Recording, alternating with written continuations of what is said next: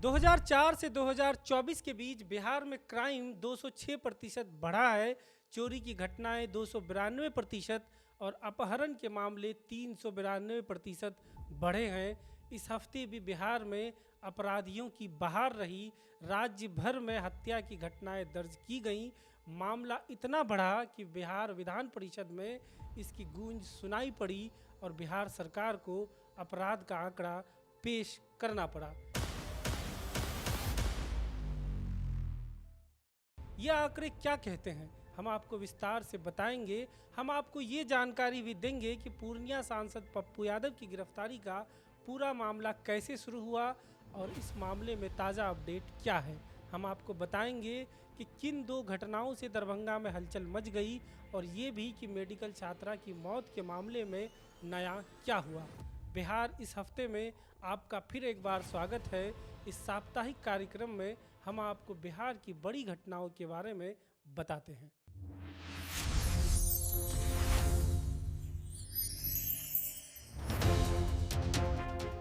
तो सबसे पहले बात पूर्णिया से निर्दलीय सांसद पप्पू यादव की। सांसद पप्पू यादव को 6 फरवरी की देर रात गिरफ्तार किया गया। पुलिस ने इस गिरफ्तारी के पीछे 1995 के एक मामले को वजह बताई, जिसमें बार बार उन्हें कोर्ट से हाजिर होने का समन आ रहा था। वहीं पप्पू यादव ने इस गिरफ्तारी को बदले की कार्रवाई बताया।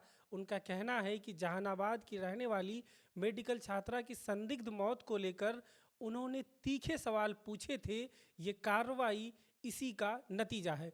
पप्पू यादव ने अपने सोशल मीडिया हैंडल एक्स पर लिखा है कि वो नीट छात्रा के लिए न्याय की लड़ाई लड़ रहे हैं, इसलिए बिहार पुलिस के पेट में दर्द हो गया। इसी वजह से पुलिस उन्हें गिरफ्तार करने पटना आवास पहुंच गई।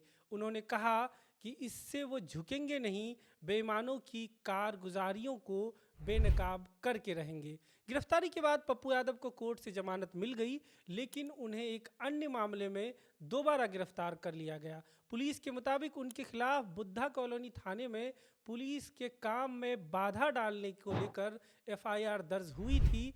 उसी मामले में उन्हें गिरफ्तार किया गया। हालांकि कोर्ट ने इस मामले में भी उन्हें जमानत दे दी। एक तीसरे मामले में भी उन पर एफआईआर हुई थी। इस मामले में भी बेल मिलने की खबर है। जमानत मिलने के बाद 3 फरवरी को पप्पू यादव बेउर जेल से बाहर आए। इन सब के बीच मेडिकल छात्रा की रहस्यमय मौत का मामला आखिरकार सीबीआई ने अपने हाथ में ले लिया है। उधर पटना सिटी में बीच सड़क पर एक युवक ने दीन दहाड़े चाकू गोद कर अपने मामा की हत्या कर दी। इस घटना का सीसीटीवी फुटेज मीडिया में वायरल हो गया। इससे पहले दरभंगा जिले में 8 साल की एक बच्ची की दुष्कर्म के बाद हत्या कर दी गई। जिले के विश्वविद्यालय थाना क्षेत्र की पुलिस ने एक स्थानीय तालाब से बच्ची की लाश बरामद की। अब तक की पुलिस जांच में पता चला कि बच्ची शाम को तालाब के किनारे खेल रही थी। तभी विकास महतो नाम का एक शख्स उसे जबरदस्ती उठाकर ले गया और उससे दुष्कर्म किया। पुलिस ने इस मामले में आरोपी को गिरफ्तार कर लिया है। बिहार में लगातार हो रही आपराधिक घटनाओं को लेकर विपक्ष ने विधान परिषद में जबरदस्त विरोध जताया, तो सरकार ने आपराधिक आंकड़े सामने रख दिए। मैंने तो बहुत स्पेसिफिक सवाल किया है, मगर इन्होंने डिटेल में जंगल राज या मंगल राज का तुलना कर दिया है। अपराध के सरकारी आंकड़े चौंकाने वाले हैं। सरकार ने बताया कि साल 2004 में 1,17,273 आपराधिक घटनाएं हुई थी, जो साल 2024 में बढ़कर 3,52,130 हो गई। आंकड़ों की माने तो साल 2004 में प्रति 10 लाख की आबादी पर अपहरण के 3.9 मामले दर्ज किए गए थे, जो साल 2024 में बढ़कर 15.3 पर पहुंच गए। यानी कि अपहरण के मामले में 392% की बढ़ोतरी हुई है। इसका कारण क्या है और सरकार इसके लिए क्या अभियान चला रही है? कि अपहरण के मामले में वृद्धि का कारण मुख्य रूप से शादी के नियत से अपहरण अथवा घर से भागना है, जिसकी संख्या 14,062 है।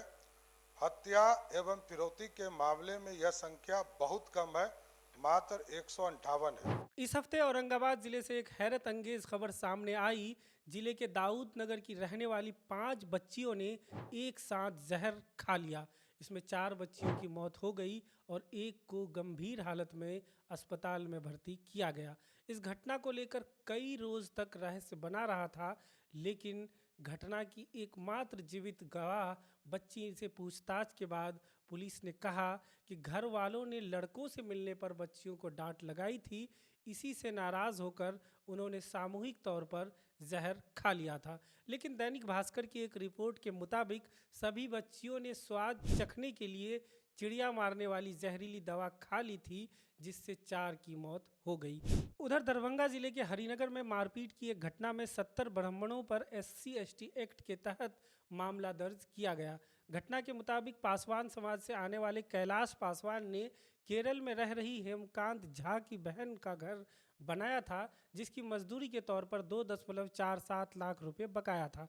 बताया जाता है कि हेमकांत की बहन और उनके पति 29 जनवरी को हरिनगर आए तो कैलाश ने उनकी कार रोककर मजदूरी की मांग की। हेमकांत ने बीच बचाव कर बहन और जीजा को सुरक्षित निकाल लिया। इसको लेकर अगले रोज कैलाश और हेमकांत के बीच बहस हो गई और कथित तौर पर मारपीट भी हुई। इसकी प्रतिक्रिया में 150 ब्राह्मणों ने कैलाश पासवान और उसके भाइयों के घरों पर हमला कर दिया। इन्हीं घटनाओं को लेकर पासवान समाज की तरफ से 70 नामजद ब्राह्मणों और अन्य अज्ञात के खिलाफ SC/ST एक्ट के तहत FIR दर्ज कराई गई। इस मामले में दूसरी FIR ब्राह्मण समाज के तरफ से पासवान समाज के लोगों के खिलाफ दर्ज हुई है। ब्राह्मणों के खिलाफ SC/ST एक्ट के तहत FIR को लेकर सोशल मीडिया पर जबरदस्त प्रतिक्रिया देखने को मिली। खासतौर पर ब्राह्मण समाज में कुछ अधिक गुस्सा देखने को मिला। FIR को लेकर SC समुदाय से आने वाले जदयू नेता और मंत्री अशोक चौधरी ने भी प्रतिक्रिया दी। उन्होंने इसे SC/ST एक्ट का दुरुपयोग बताया और कहा कि ऐसे फर्जी मामलों से सामाजिक एकता को नुकसान पहुंचता है। उधर भाजपा के राष्ट्रीय अध्यक्ष बनने के बाद नितिन नवीन पहली बार 10 फरवरी को बिहार विधानसभा पहुंचे तो सदन का बेशकीमती 34 मिनट उनको बधाई देने में गंवा दिया गया। माननीय सदस्यगण, यह बड़े हर्ष का विषय है कि सदन के माननीय सदस्य आज भारतीय जनता पार्टी के राष्ट्रीय अध्यक्ष बनने के बाद इस सदन में आए हैं। ये हमारे लिए गर्व का विषय है। उनका स्वागत तो होना ही चाहिए। मैं चाहूंगा कि सभी दल के नेता एक एक करके उन्हें बधाई दें, फिर अंत में अपनी बात कहूंगा। नितिन नवीन पटना के बांकीपुर विधानसभा से विधायक हैं, इसलिए वो विधानसभा पहुंचे थे।